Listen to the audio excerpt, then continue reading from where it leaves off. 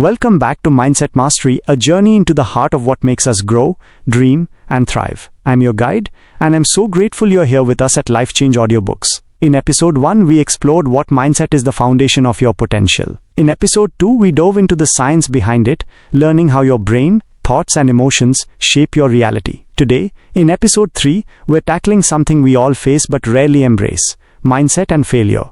Picture this. You're standing at the edge of a dream, a new career, a bold idea, a personal goal. But there's a shadow looming. The fear of failing. What if you fall short? What if you're judged? What if it all goes wrong? Failure can feel like a wall, stopping us in our tracks. But what if we could see it differently? What if failure isn't the end, but a teacher, a guide, a stepping stone to something greater? Today we'll explore how to reframe failure, learn from those who've turned setbacks into success, and discover tools to overcome fear and build resilience. So take a deep breath, let go of that weight, and let's begin. Section 1.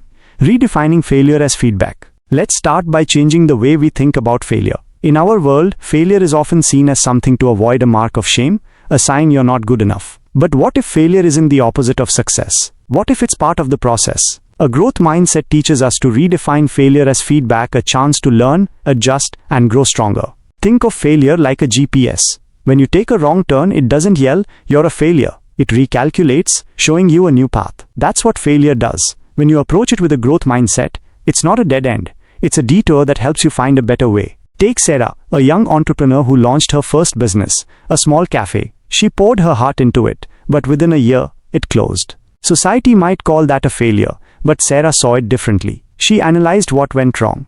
Maybe the location wasn't ideal, or her marketing needed work. Each lesson was feedback, not a verdict on her worth. She used that feedback to start a new venture, and today, her second business is thriving. Sarah didn't let failure define her, she let it guide her. Science supports this. Studies show that when we view mistakes as opportunities to learn, our brains stay engaged, lighting up with activity in areas tied to problem solving. But when we see failure as a personal flaw, our brains shut down, overwhelmed by stress. Redefining failure as feedback keeps your mind open, ready to grow. So, ask yourself, is there a failure in your life you could reframe as feedback? What could it teach you? Section 2.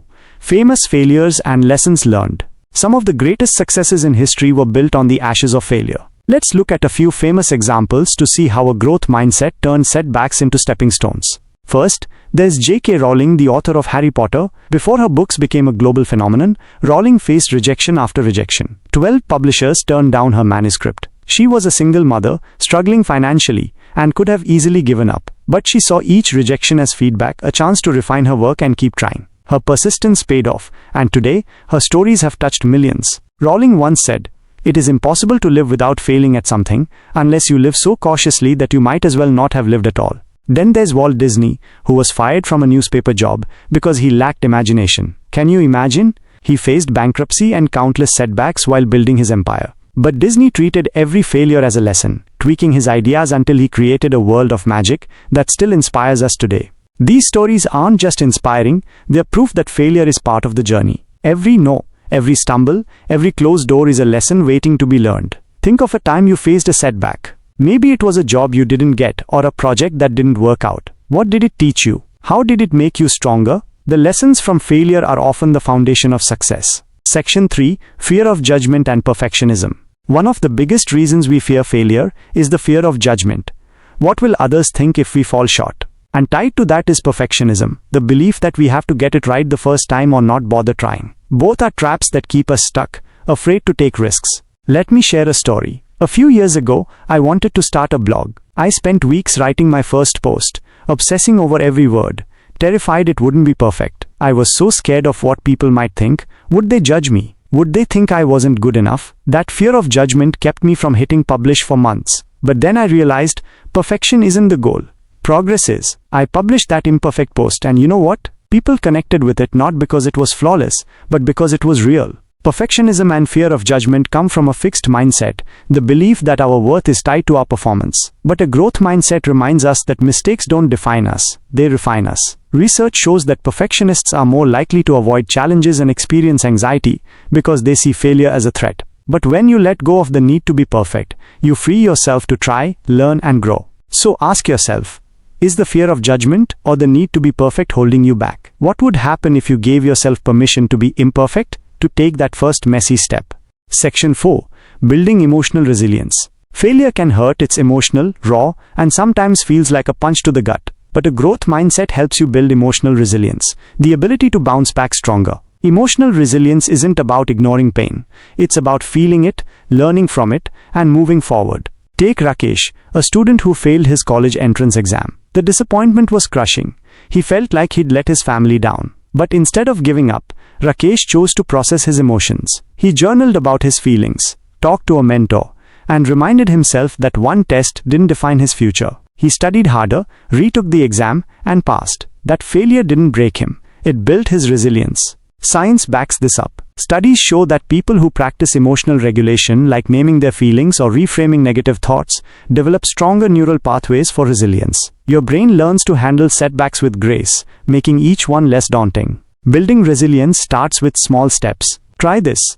The next time you face a setback, pause and name your emotions. Frustration, sadness, fear. Then ask, what can I learn from this? That simple act shifts your brain from panic to problem solving, helping you grow stronger with every challenge. Section 5. Tools to overcome the fear of failing. So, how do we overcome the fear of failing? Here are 3 practical tools to help you embrace a growth mindset and turn failure into fuel. Tool 1. Reframe failure. When you make a mistake, ask, what's the lesson here? Write down one thing you learned, no matter how small. This trains your brain to see failure as feedback, not defeat. For example, if a presentation doesn't go well, you might learn to practice more or engage the audience differently next time. Tool 2. Start small. Fear of failure often feels overwhelming because we aim for big leaps. Instead, take tiny steps. Want to start a business? Begin with a small project, like creating a prototype. Each step builds confidence and rewires your brain to see failure as part of growth. Tool 3.